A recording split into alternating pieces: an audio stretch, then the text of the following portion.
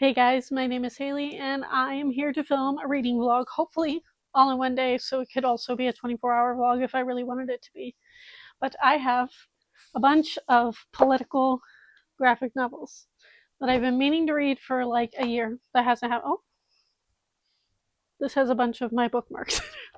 I was wondering where those went. I've had these since before I moved. A lot of them I bought because I was afraid they were going to go out of print with the current administration that we have in the United States. Namely this one. I got them all from thrift books. I've been meaning to make this vlog for at least a year, if not longer, and I just started on one of them. So this is going to be a little mini vlog. Maybe it'll be a lot depending on how much I decide to speak. But I'm going to read all 4 of these today, hopefully, if not between today and tomorrow. And this will be my vlog for this week. I'm also trying to do the thing where I film multiple vlogs at once so I don't get into the trap of not having any footage to put up later in the week. So the first one I started with is Mouse, which, if you don't know, is a story about a man who was in Auschwitz, and it is his son, I believe, is recounting his story, but all of the art is in this old-timey art style. I also didn't realize that this was written in 1973. For some reason, I thought it was from the 90s. There are 2 volumes. And I have already started this one, if you can see my tabs. And in this, it's called Mouse because the Jews are drawn as mice and the Nazis are drawn as cats. I also noticed throughout this, in the very beginning, that the police or the Gestapo are portrayed as pigs. So I find the art choices in this very interesting. I also really like all of the historical context. Even the back of the book shows you where Auschwitz was in Poland.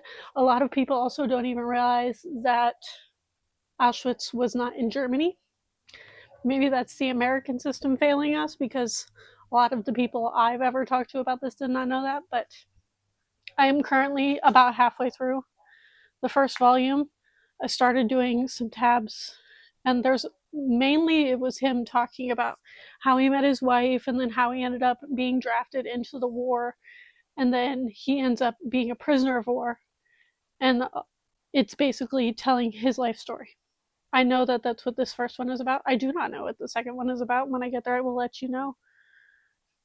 I can assume that it's about Auschwitz based on the back.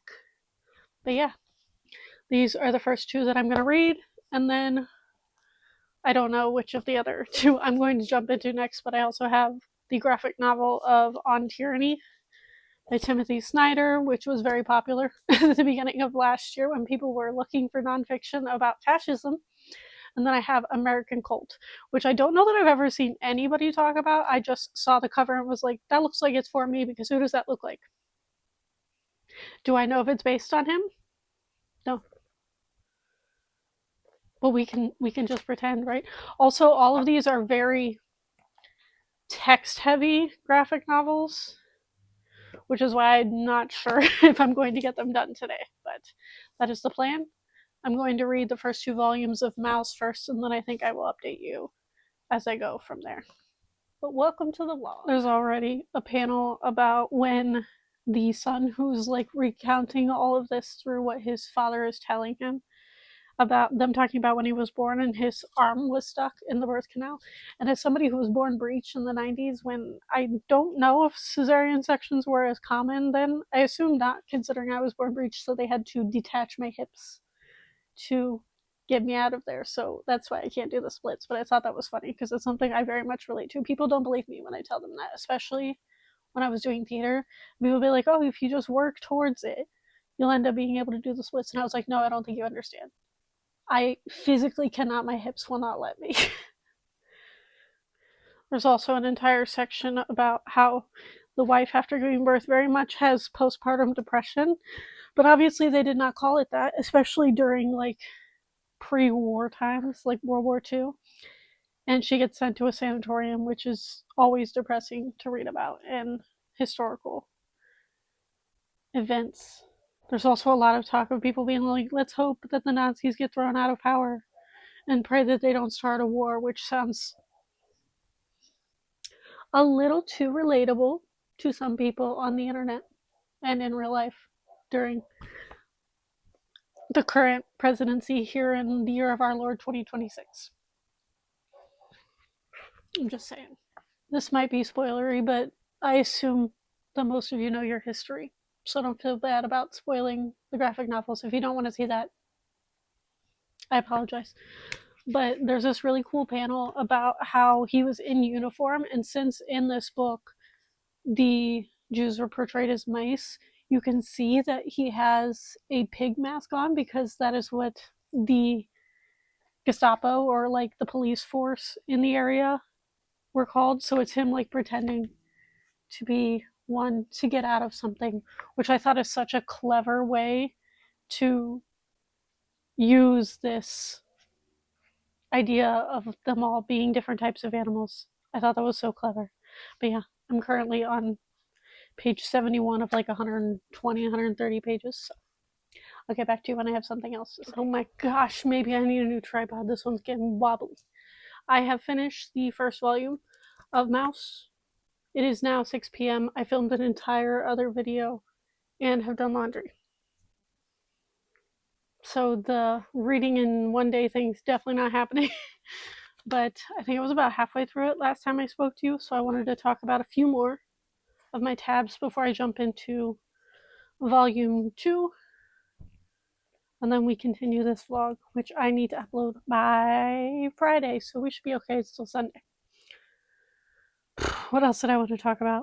Oh, a lot of this was in my brain comparing the current ICE raids to the Gestapo and the different steps of like you had to have your papers and then they could just kidnap whoever they wanted that looked like somewhat like they were supposed to be taken off the streets and things like that. Which, with everything that happened in Minneapolis and just issues with ICE all over the country for the last year, is obviously incredibly alarming, seeing that this is where they pulled it from. And we know that. I know that people have been calling ICE the Gestapo for ages. But when you really look at the history and the comparisons, it's eerie as hell. There's also a lot of things that I feel like I've brushed up on my World War II history as somebody who has not learned that much about it since high school, which is honestly why I want to do that vlog series of going through it. I have a regular like history book that I like, literally the one that I had in high school almost 15 years ago. Let that sink in for a moment. And then I thrifted a Christian nationalist history book, and it tells it the history from a Christian perspective. And I've been planning a series where I want to compare the two and see the differences. And I feel like it's going to be alarming.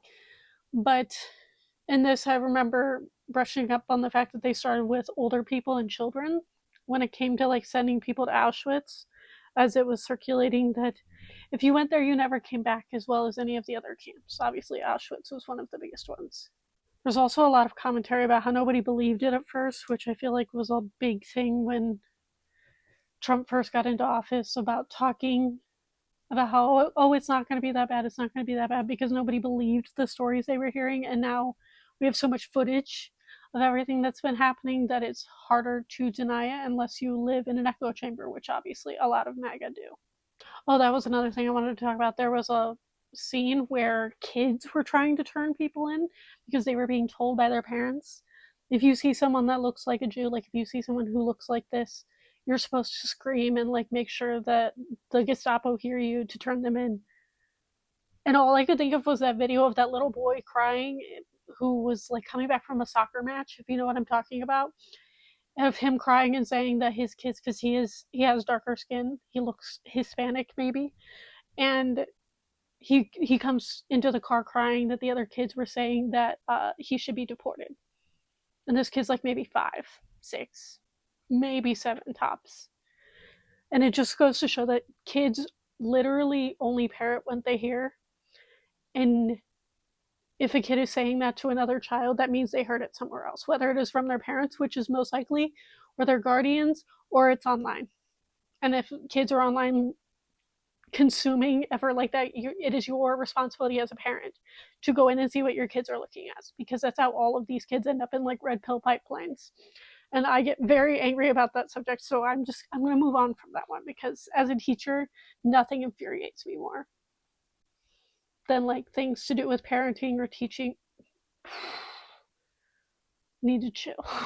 Oh, there was a whole commentary about how his dad was picking up the man who survived Auschwitz, was like picking up things on the street, like a piece of wire, and his son's like, "Why do you need that?" And he's like, "It's useful. You'll be able to use it for heat." And he's like, "You could just buy it now." And it's just a representation about how so much was scarce during this time period that they never fully mentally got out of the scarcity mindset. So anything that was helpful or useful or necessary, they feel the need to hold on to, which some people might see as hoarding. I see it more as a trauma response. And a lot of the end of this particular volume was them hiding out in people's basements or like in cellars. One of them was in someone's like trash chute, which sounds like a horrific way to live. And then I believe this one ends with him being angry with his dad. And that is when I'm going to jump into the next novel, which hopefully I will get through at least that one tonight. Hello, long time no talk. I did not finish this last night. I ended up finishing it this morning before all of my streamers came on. So I'm going to wrap this up before we go into my next book of this vlog. And I'm just going to flip through my tabs and see if I had anything else to say. I also realized I'm holding the mic over here. I don't know how well you can hear me. Am I going to fix it? No. Let's see. This one was a lot more. The first one was more about how the war started and how everything went downhill very quickly in Poland.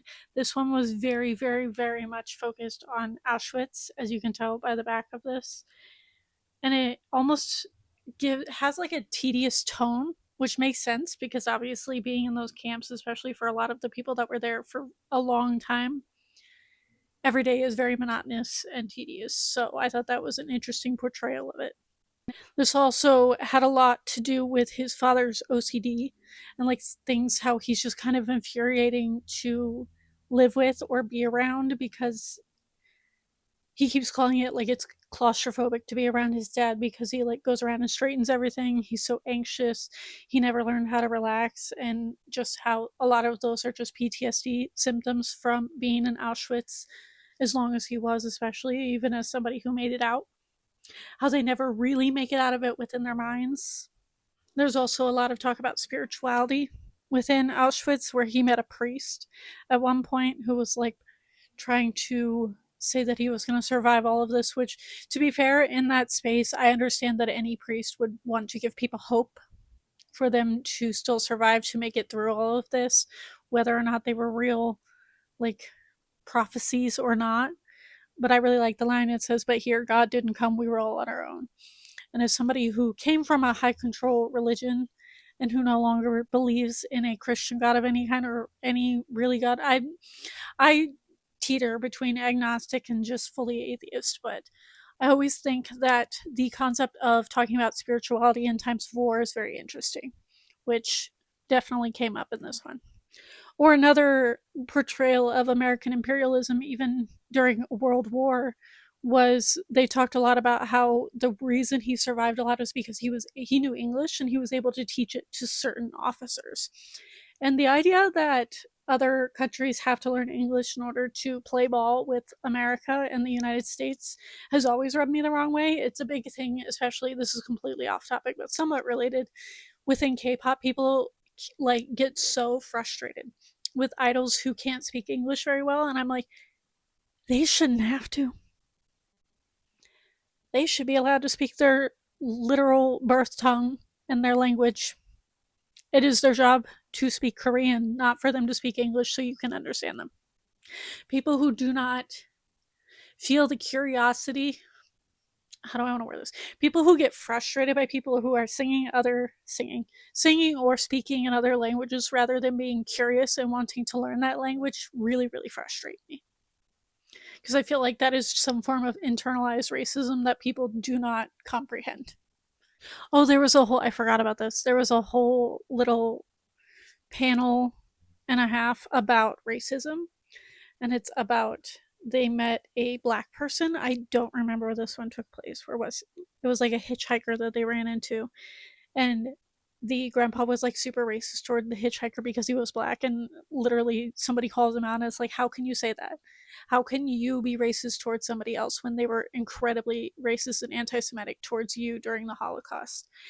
And he's just like, I don't know, I just can't be. And I feel like it is a good portrayal about how the way certain people are treated is how, if not checked, they will treat others who are also different from them, because it gives them some sort of power. And I thought that was a very powerful scene to put into this book, because yes, some people who have been through the worst tragedies imaginable are also incredibly rude and mean to other people because they do not see the hypocrisy in that. Yeah, this had the whole ending about how he got out of Auschwitz, how he recognizes the only reason he got out was because he was so useful to a lot of the officers by teaching them certain languages. This is an actual picture. It's the only picture, I think, in either of the graphic novels that is a real picture and not a comic portrayal of it. But that is Art Spiegelman's father, who this book is about. And I think this was very interesting. It definitely, if anything, makes me want to brush up on my World War II knowledge, because I feel like I don't remember the specifics of it. Even though, as somebody who grew up in the 90s going to school, I feel like we learned about the Holocaust every other year since I was like 7. But I feel like a lot of the details have slipped my mind. So if you know of a good, comprehensive intro book to World War II and have any suggestions, I will definitely be looking into more of those books to brush up on my knowledge about it. But speaking of tyranny, is that the line I'm going with? Speaking of fascism in general, I'm going to read On Tyranny by Timothy Snyder next. And this one should go a little faster because the words are a lot bigger. So that is the plan next. And then I have the one more American cult book to get to before I end up ending this vlog. So we'll see if I get to this one today or tomorrow, and I will update you when I have another update.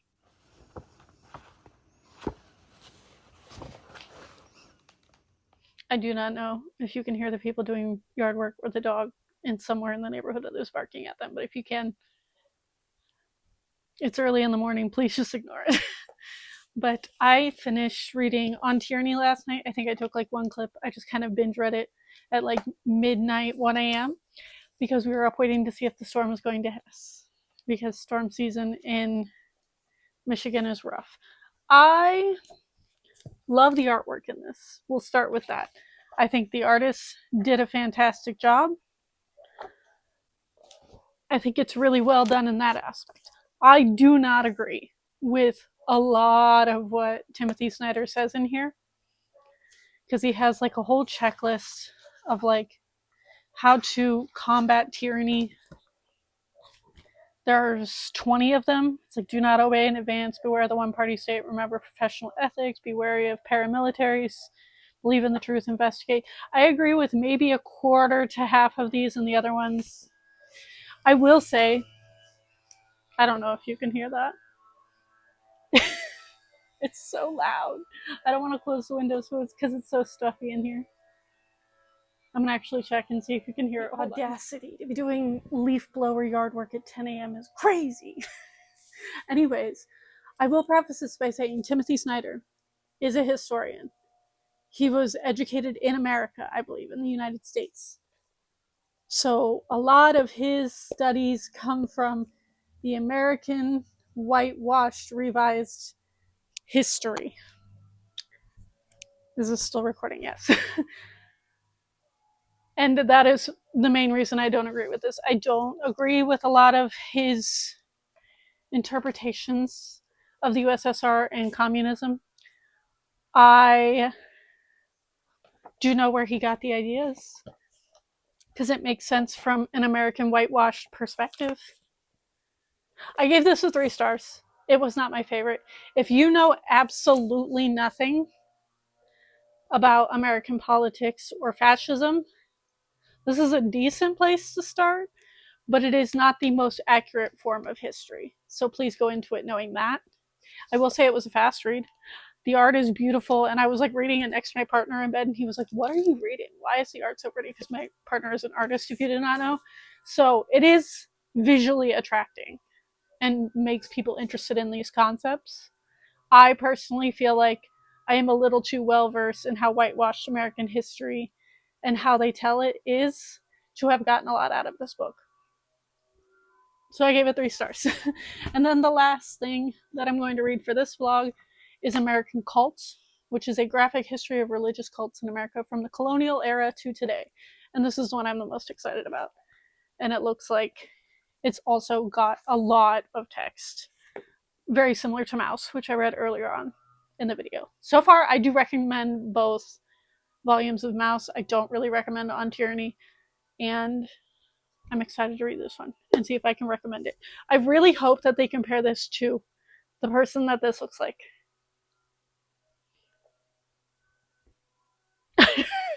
I hope that makes sense to anybody, especially if you've been on my channel for a bit and you know my politics.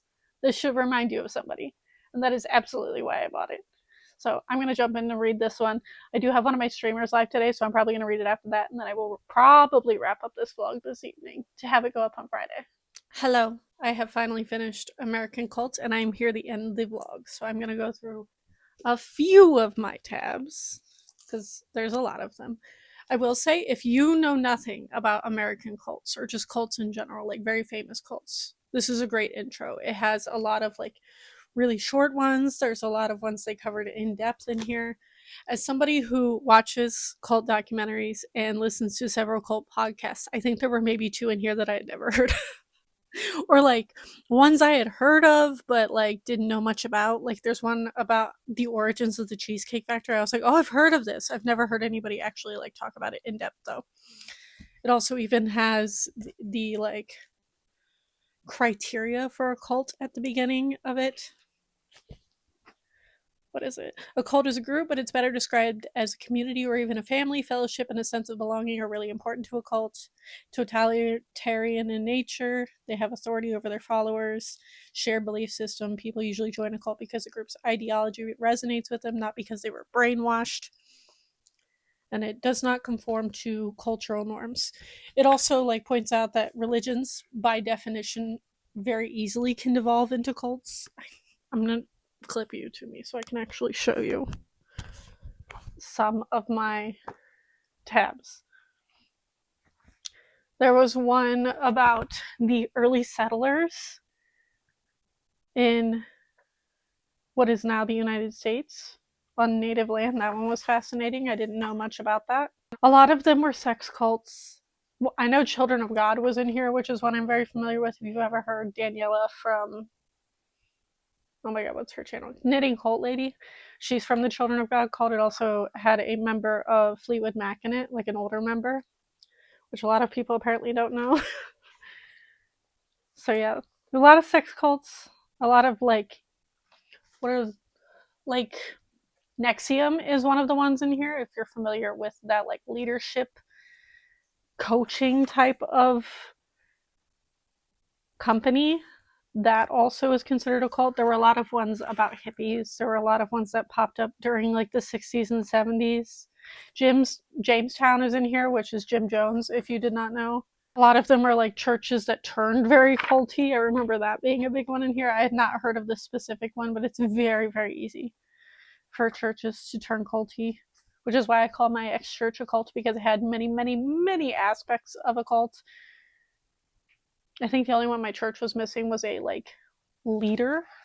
There's not really a like charismatic leader. I mean, technically all pastors are charismatic, in my opinion. That's how they get in the positions that they are. But yeah, this is the Jim Jones one. I also like that all of these are different styles. Like it's very easy to tell when you moved on to the next story because all the styles are very different. The Jamestown one was really long because that one went on for a long time. The Manson cult is in here. What is this one? There was one about, oh, what's it called? Seventh-day Adventism, which is also a Christian cult, if you did not know, and the origins of that. Synanon was also a thing. which is one I had heard of but didn't know much about. I think this is the one that is related to the Seventh-day Adventists, which is still a religion that is practiced by a lot of people because they branched off and have their own branches of this out in different parts of the US and the world. Oh, there was a one about what's it called, FDLS, which is the polygamist portion, the polygamist offshoot of Mormonism, which I also am very familiar with as somebody who watches a lot of ex-Mormon content. The Westboro Baptist Church was in here, and like how this was from the perspective of a young girl who grew up in it and who thought all of the things that her family did involved in the Westboro Baptist Church were normal. And as somebody who grew up listening about the Westboro Baptist Church and how much they were very much not godly and not caring for other people that were not exactly like them, it was really interesting to see that portrayed as a cult. Heaven's Gate, which is another very famous cult where everybody thought they were born aliens. I really like this page. It has all of the victims of it.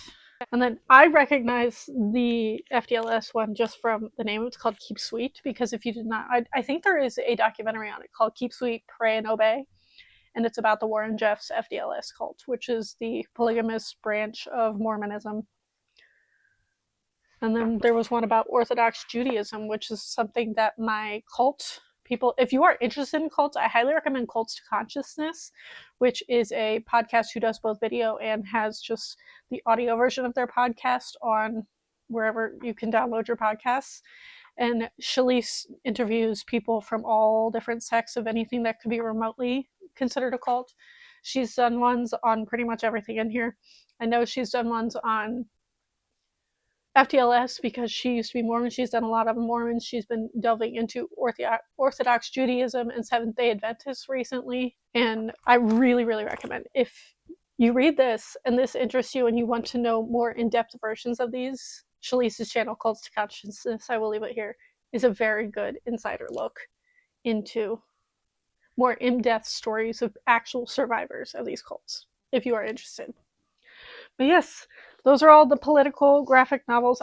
I consider cults political because they run rampant in the United States for a reason. Because we don't have very many laws against them. Especially when a lot of them are religious, because there's so much religious freedom that it's very easy for cults to thrive here. Which is problematic in and of itself. But of the books I read, I recommend Mouse. I really enjoyed these. This is more like, not necessarily survivor's tale because it's this son telling his father's story within Auschwitz. This is more actual survivor's tales and like snippets of different cults. On Tyranny was not my favorite. I'm actually giving this to my partner because he was more interested in the art aspect of this, because the art is beautiful. I will give it that. It's just not something that is for me or that I agree with. So I hope you all enjoyed this. Let me know if you have read any of these. Let me know if you have a cult you are the most interested in, because I feel like that's something I can talk more to as somebody who has survived a religious cult. But I hope you enjoyed my political graphic novel series. And if you don't have anything to say, leave me a... what's a good emoji to leave? Leave me a star emoji of some kind in the comments down below for the Heaven's Gate cult. But thank you all for watching, and I will see all of you guys next time.